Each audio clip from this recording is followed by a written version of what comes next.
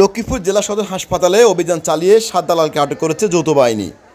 বৃহস্পতিবার দুপুরে জাতীয় নিরাপত্তা সংস্থা এনএসআই তথ্যভিত্তিতে সেনাবাহিনীর নেতৃত্বে যৌথ অভিযান চালিয়ে তাদেরকে আটক করা হয়।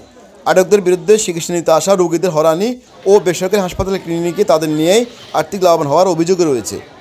আটকরা হলেন মোহাম্মদ ফেরদৌস, মোহাম্মদ দুলাল, মাহমুদ আলম লিটন, রোজিনা আক্তার, নাজমা আক্তার, কবির হোসেন ও মোহাম্মদ সোহেল। এদের মধ্যে ফেরদৌস লক্ষ্মীপুর পৌর শহরের শামসাবাদ এলাকার তাজুল হক খন্দকারের ছেলে, দুলাল লামচুরি এলাকার মোহাম্মদ সিরাজের ছেলে, লিটন রায়পুরের চরপাতা গ্রামের মনিরুল ইসলামের ছেলে, রোজিনা চরলক্ষ্মী গ্রামের পারুকের স্ত্রী, নাজমা আক্তার সদরের লাহারকান্দি গ্রামের খোকনের স্ত্রী, কবির লক্ষ্মীপুর পৌর শহরের বাঞ্ছানগর এলাকার আবুল হোসেনের ছেলে ও সোহেল সদর উপজেলার খিলবাগিচা গ্রামের নান্টু মিয়ার ছেলে। প্রত্যক্ষদর্শী জানান, সদর হাসপাতালে চিকিৎসা নিতে এলেই দালালের খপ্পে পড়তে হয়। তারা কৌশলে কথাবার্তা বলে রুগীদের প্রাইভেট হাসপাতালে নিয়ে যায়।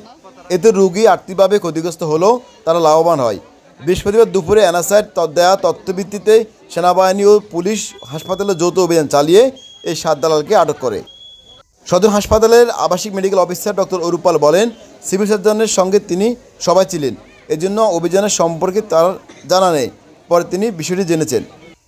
এদিকে লক্ষ্মীপুর সদর মডেল থানা ভারপ্রাপ্ত কর্মকর্তা ওসি আব্দুল মোনাফ বলেন, আটক দালালদের থানা আনা হয়েছে, তাদের বিরুদ্ধে প্রয়োজনীয় ব্যবস্থা নেওয়া হচ্ছে।